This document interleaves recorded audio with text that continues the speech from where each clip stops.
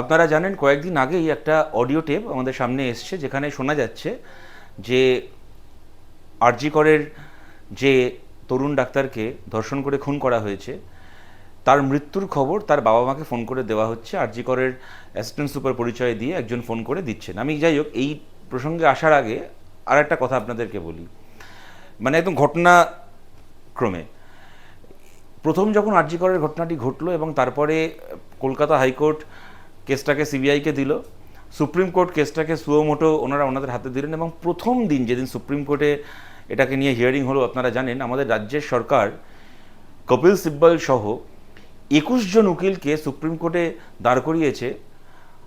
আমরা জানি না সত্যি কথা বলতে কেন দাঁড় করিয়েছে, কার বিরুদ্ধে লড়তে দাঁড় করিয়েছে, কিন্তু রাজ্যের সরকার আমার আপনার টাকায় সরকারের ভূমিকাকে ডিফেন্ড করার জন্য, পুলিশের গাফিলতিকে আড়াল করার জন্য কপিল সিব্বল সহ, এবং আমি পুলিশের গাফিলতি বলে ব্যাপারটাকে লঘু করব না, অনেকে বলছেন যে পুলিশের একদম মানে পরিকল্পিত চক্রান্তকে আড়াল করার জন্য, ইচ্ছাকৃত গাফিলতিগুলোকে আড়াল করার জন্য কপিল সিব্বল সহ 21 জন আইনজীবীকে আমাদের ট্যাক্সের টাকায় দাঁড় করিয়েছেন। এইবার যখন এই ঘটনাটা সামনে এসছিল, প্রথম দিন থেকে মেয়েটির বাবা মা বলে এসছেন এই ফোন কলটার কথা। ওনারা বলে এসছেন যে ওনাদেরকে একটা ফোন করা হয়েছিল, প্রথমে বলা হয়েছিল তাদের মেয়ে অসুস্থ এবং তারপরে জানানো হয় তাদের মেয়ে নাকি সুইসাইড করেছে।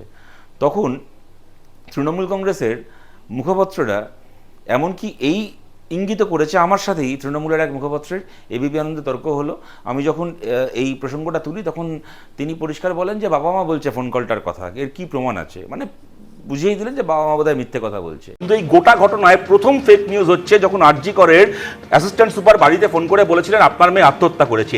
এই ফেক নিউজটা যারা চালানোর চেষ্টা করেছিল, ভাই তোমার মাঝখানে বলিনি, ওই ফোন কল তোমার মাঝখানে বলিনি, কোনো অস্তিত্ব নেই। সুতরাং মা বাবা বলছে এই ফেক নিউজের বলে কোন ব্যবস্থাটা হয়েছে, অদ্ভুত মা বাবা বলছে একটা এক্সকিউজ বলছে বন্দ্যোপাধ্যায় কেন বলছেন অনলাইনে আমার শো শেষ করতে হবে। তৃণমূল কংগ্রেসের এই সমস্ত চ্যাংড়া 420 মুখপাত্র কি বলছে সে তো আপনি ছেড়েই দিন। সুপ্রিম কোর্টে দাঁড়িয়ে যখন এই প্রশ্নটা উঠেছিল, সুপ্রিম কোর্টের জাস্টিস যখন এই প্রশ্নটা করেছিলেন, তখন কপিল সিব্বল বলেছিলেন not true milord, not true, not true, সত্যি নয় মিলর্ড, এটা সত্যি নয়, সত্যি নয়, সত্যি এ কথা ওনাদেরকে বলা হয়নি, এরকম কোনো ফোন যায়নি। Ms. Isabel, I'm so happy that you are here for the state of West Bengal. Couple of important, quite a few aspects of the way the matter proceeded. It appears that the crime was detected in the early hours of the morning. Yes. No, indeed. After the crime was detected in the early hours of the morning, the principal of the hospital tries to pass this off as a suicide. Not true. Her parents are not allowed to see the body. The parents are not allowed to see the body for almost. No, Mother, I'm sorry. Anyway, Mother, this is the impression. Our investigation We'll have to place the facts before your lordships. We have investigated that. This is not correct. তারপরে এতগুলো দিন পরে একটা phone call record আমাদের সামনে আসলো, বাংলার media বিভিন্ন চ্যানেল তারা সামনে আনলেন। ওর একটু শরীরটা খারাপ হয়েছে, আপনারা কি একটু আসতে পারবেন ইমিডিয়েট? কেন, কি হয়েছে কি? ওর শরীরটা খারাপ, আমরা ভর্তি করাচ্ছি ওকে, আপনি কি ইমিডিয়েট একটু আসতে পারবেন? কি হয়েছে কি সেটা বলবেন তো? সেটা তো ডাক্তাররা বলবে আপনারা এলে। আমরা আপনার নাম্বারটা জোগাড় করলাম, করে জানালাম যে বাড়ির লোক হিসেবে আপনারা একটু তাড়াতাড়ি আসুন। কি হয়েছে সেটা বলো না তুমি। পেশেন্ট শরীরটা খারাপ, ভর্তি হয়েছে হসপিটালে, বাকিটা আপনারা এলে ডাক্তার বলবে। ওর কি জ্বর হয়েছে? আপনারা একটু আসুন, জলদি চলে আসুন যত তাড়াতাড়ি পারবেন। কেন, খুব অবস্থা খারাপ? খুব অবস্থা খারাপ, খুব অবস্থা খারাপ, একটু তাড়াতাড়ি চলে আসুন।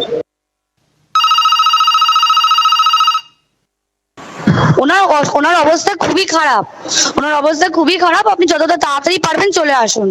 কি হয়েছে না সেটা বলো না। ওটা তো ডাক্তার বলবে, আপনি একটু তাড়াতাড়ি চলে আসুন এখানে। আপনি কে বলছেন বলুন তো? আমি অ্যাসিস্ট্যান্ট সুপার বলছি, আমি ডাক্তার বলছি না।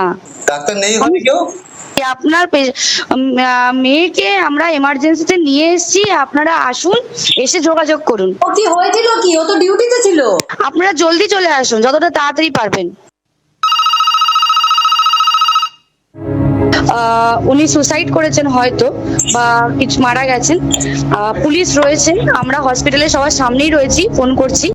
এবার আমি একটা কথা বলি, এই কলটা টেলিকাস্ট করার সময় প্রতিটি চ্যানেলই একটা ডিসক্লেমার দিচ্ছে যে আমরা এটার সত্যতা যাচাই করিনি। মেয়েটির বাবা মাকে যখন প্রশ্ন করা হয়, আমি যতদূর দেখলাম, ওনারা বলেছেন যে এই সম্পর্কে ওনারা কোনো মন্তব্য করতে চাননি। ওনারা অস্বীকারও করেননি, স্বীকারও করেননি, এই নিয়ে কোনো মন্তব্য ওনারা করতে চাননি। কিন্তু ওনারা যা যা বলেছিলেন হুবহু, মানে প্রথম দিন থেকে ওনারা যা বলে আসছেন হুবহু সেই কনভারসেশনই আমরা এই ফোন কলটাতে আমরা শুনলাম। ঠিক সেইভাবেই ওনাদেরকে মৃত্যু সংবাদটা দেওয়া হচ্ছে যে আপনাদের মেয়ে হয়তো সুইসাইড করেছে ইত্যাদি। তো তারপরে কলকাতা পুলিশের একজন আধিকারিক ইন্দিরা মুখার্জি, আপনারা জানেন যে তিনি একটি প্রেস কনফারেন্স করেন পুলিশের পক্ষ থেকে এই ফোন কলটা সামনে আসার পরে, এবং উনি পরিষ্কার বলেন যে এই যে কলটা আপনারা শুনছেন, আমরা প্রথম দিন থেকে বলে আসছি যে পুলিশের পক্ষ থেকে বাড়ির লোককে কোনো ভুল খবর দেওয়া হয়নি। হাসপাতালের পক্ষ থেকে নাম করে কেউ ফোন করে থাকতে পারে, দিয়ে থাকতে পারে খবর, আপনারা সেইটাই শুনছেন। এখানে আমাদের পুলিশের কোনো মিথ্যে খবর দেওয়ার কোনো ব্যাপার নেই। একটা অডিও ক্লিপও কিন্তু ভাইরাল হচ্ছে যেখানে কিছু কথোপকথন আছে। তো আপনারা সবাই জানেন সেই অডিওগুলোর মধ্যে ফার্স্ট, সেকেন্ড, থার্ড অডিও ক্লিপের মধ্যে কী আছে আপনারা জানেন। তো আমি এটাই একটু বলে দিতে চাই যে এর আগে লালবাজারে নিশ্চয়ই আপনারা অনেক প্রেস ব্রিফ এই কেসটাকে নিয়ে অ্যাটেন্ড করেছেন। তো আমরা আগে যা বলেছি এই অডিও ক্লিপগুলো কিন্তু সেটাকেই প্রমাণ করে দিচ্ছে। পুলিশ কল করে কখনোই বলেনি যে এটা সুইসাইড। এখন দেখুন, মেয়েটির বাবা মা কখনো এটা বলেননি, কোনোদিনই বলেননি যে তাদের মেয়ে সুইসাইড করেছে। এই খবরটা তাদেরকে পুলিশ ফোন করে দিয়েছিল। তারা প্রথম থেকেই বলে এসেছেন যে হাসপাতালের অ্যাসিস্ট্যান্ট সুপারের নাম করে ফোন করে তাদেরকে এই খবরটা দেওয়া হয়েছিল। এইবার ইন্দিরা মুখার্জি যে প্রেস কনফারেন্স করে যা যা বললেন, একটা জিনিস বোঝা গেল, ওনারাও কলকাতা পুলিশের পক্ষ থেকেও একবার এই কথাটা বললেন না যে এই যে কল রেকর্ডটা আমরা শুনছি এটা কোনো মিথ্যে কল রেকর্ড শুনছি, বানানো কল রেকর্ড শুনছি, এআই দিয়ে জেনারেট করা কল রেকর্ড শুনছি ইত্যাদি। ওনারাও কিন্তু কল রেকর্ডের টাকে নস্যাৎ করলেন না, ওনারা এটাকে কার্যত স্বীকার করে নিয়ে বললেন যে আমাদের এখানে কোনো দোষ নেই। এখন ওনাদের দোষ আছে কি না আছে সেটা অন্য কথা, কিন্তু যে কারণে আমি কথাটা বলছি, একটাই প্রশ্ন, সেক্ষেত্রে পশ্চিমবঙ্গ সরকারের পক্ষ থেকে কপিল সিব্বল সুপ্রিম কোর্টে দাঁড়িয়ে বলেছিলেন যে not true milord, not true, বাবা মাকে এরকম কোনো কথা বলা হয়নি, হাসপাতাল কর্তৃপক্ষ থেকে বলা হয়নি। এটা কপিল সিব্বল সত্যি বলেছিলেন নাকি মিথ্যে বলেছিলেন?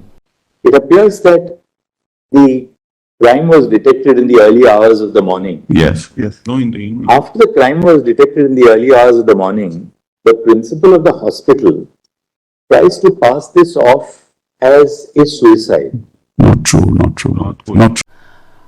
আমাদের ট্যাক্সের টাকায় আমাদের বোনের বিরুদ্ধে মামলা লড়ছে আমাদের রাজ্যের সরকার, আর সেই মামলা লড়তে গিয়ে এইরকমভাবে ধর্ষিতা খুন হওয়া একটি মেয়ের বাবা মাকে কার্যত মিথ্যেবাদী বলে সাব্যস্ত করছেন কপিল সিব্বল সুপ্রিম কোর্টে দাঁড়িয়ে। আপনাদের দলমত নির্বিশেষে আপনাদের সবার বিবেকের কাছে প্রশ্ন করছি, আমরা আর কতদূর বরদাস্ত করব?